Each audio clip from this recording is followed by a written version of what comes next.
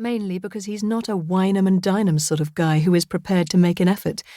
Tagging along for a beer at the local and then onto a football match isn't every woman's idea of the perfect date. Even though I've set him up on more than a dozen dates with friends over the years, I've accepted he was a lost cause. So this was a complete surprise, to say the least. He's due back on the 2nd of January, and I hope he comes home prepared to tackle Cary's growing list of edits at full throttle. A message alert signals yet another communication from Cary. I now have updated information with regard to some of the energy comparison figures you are using. Full spec uploaded to Google Docs for action. I stifle a groan. Being under contract to him doesn't make me his slave. Taking a deep breath, I try not to take this personally. I've witnessed up close how tirelessly Cary works. The man is like a well-oiled machine. I get the impression he would never ask anyone to do something he wouldn't consider doing himself, because basically he seems fair, but his work ethic is a tad intimidating. He never stops, and, I'm loath to admit, his focus is admirable if relentless. Success comes at a cost, and I know that myself. But he is a total control freak, and I imagine that the employees who report directly to him have proven themselves time and time again.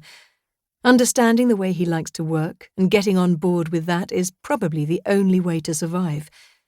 I wonder what his marketing director thought when Cary insisted on starring in and overseeing the filming of the video himself. This is clearly his sole focus at the moment, so I guess a lot is riding on it. There you go. Figuring out his excuse for acting like a total pain in the ass helps, doesn't it? I asked myself. Ding! Another message alert flashes up. When Jeff zoomed in on the conference banner, did you realise the sign for the public toilets off to the left-hand side is on the screen for a couple of seconds? I'm sure there must be the same shot taken from another angle. Can you sort it, please? Ah! Is he going to spend the entire flight lying back and replaying the footage over and over again? I jumped at the offer to fly to Sydney to make what has turned out to be more of a documentary than a promotional video. It was a first for us, and Jeff was raring to go.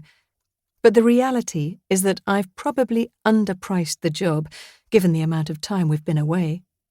Cary has acknowledged the parameters of the project have grown, but whether he'll like the increased bill at the end of it, who knows? My back is really aching, and I squirm around in my seat as much as I dare, given the constant jostling either side of me. To my left, the increasingly hassled father has hauled his unruly, screeching child onto his lap. Now I'm having to dodge sharp elbows and kicking feet.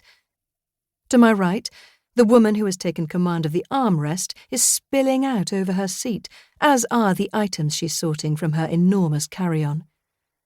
Snapping the laptop shut, I lean forward to stow it in the seat pocket in front of me for safety.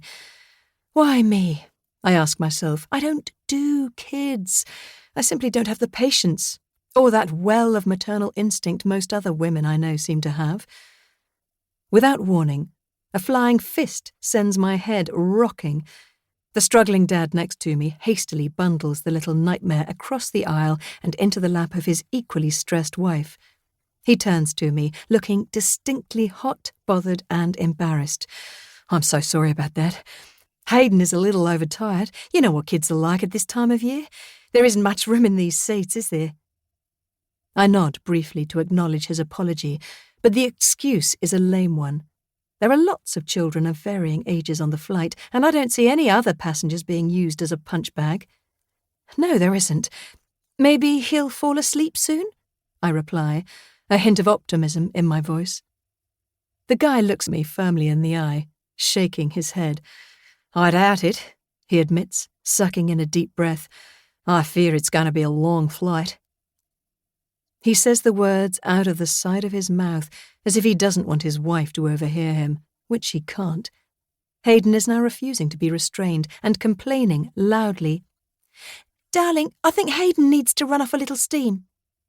She turns to her husband with a desperate look on her face, and I instantly find myself feeling sorry for them both. The poor guy doesn't have much choice, rather reluctant.